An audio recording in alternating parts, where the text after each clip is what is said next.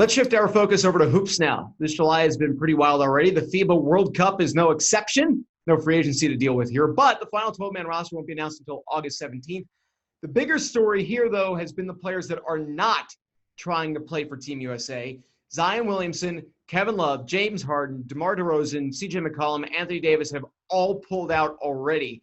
Team USA is still a minus 600 betting favorite to win the whole thing. Serbia, the second most favored team at plus 700.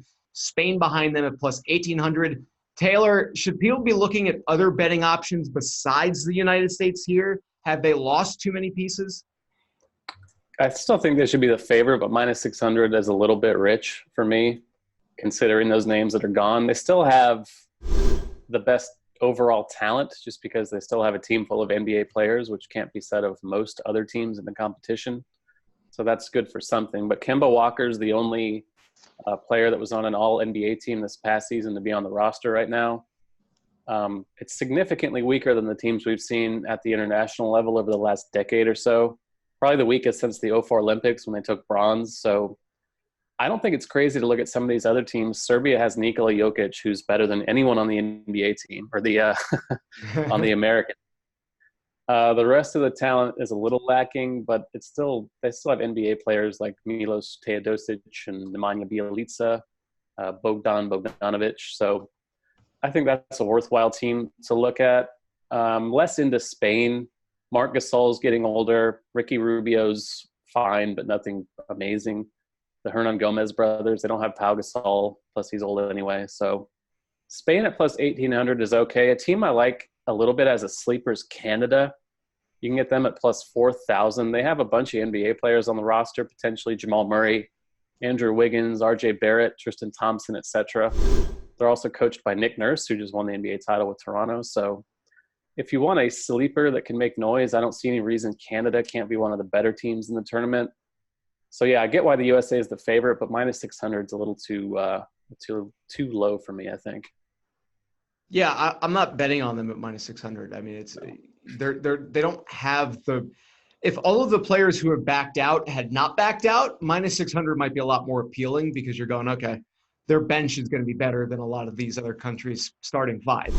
But yeah, I mean, Walker, Kyle Lowry, Andre Drummond, Kuzma. I mean, they've got players still on the team that I understand the U.S. being favored, but the minus 600 is just way too steep of a price. I kind of agree with you. Serbia was the team that I was going to be looking at plus 700 because they're close enough where you could kind of see it as happening.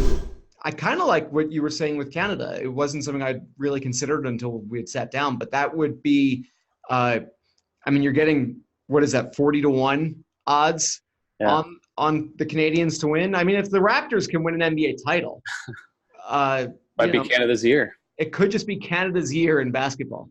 We know it's still not in hockey, but that just may not change for a long time. 1993, last time an NHL team from Canada won the Stanley Cup, but just always had to rub that in. That was Montreal. Toronto hasn't done it since the 60s.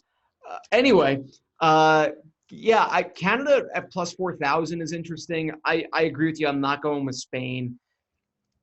I'm just not betting on the U.S. If I'm placing a bet, I'm taking a small money flyer looking for a little bit of value, maybe Serbia, maybe Canada, and just kind of hoping that, I'm looking to win dinner. I'm not looking to win a suit. I'm playing with a lot less on it at this point. Although to be fair with Team USA, you basically have to be wagering like $50 to win McDonald's at that price, and with that roster, it's not worth it. So it not quite as crazy with this kind of player movement as with the NBA's offseason, but at least the international game is at least trying to stay somewhat in line with the way NBA free agency has gone.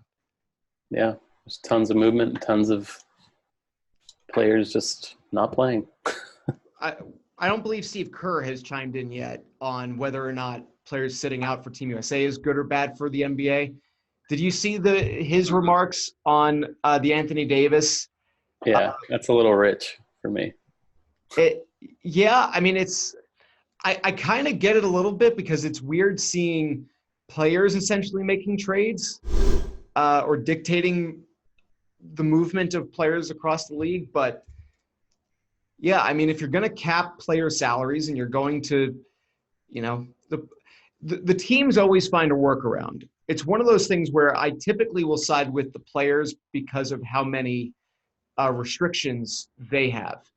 The teams are always the ones that have the workaround. So if the players can find one, I'm cool with them utilizing it if they can. Now, if they're going to say like, oh, technically it's, that they're not allowed to work with one another because, if they're technically working while they're on opposing teams, that gets tricky.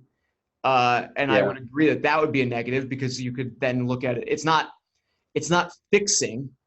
It's not, you're not fixing a game or fixing an outcome, but it is, in a way, it's tampering, but there's nothing that says that, there's no rule against players necessarily privately planning stuff like that. So yeah, it's also a little rich for the guy that has presided over the latest super team to claim that one guy leaving for another team is bad for the league when his 73-win team signed Kevin Durant because the salary cap exploded. So, maybe someone else should be the one to speak up. Yeah, pot, meet kettle. I hope you enjoyed that segment from the Odds On Favorites podcast. If you did, there's plenty more where that came from.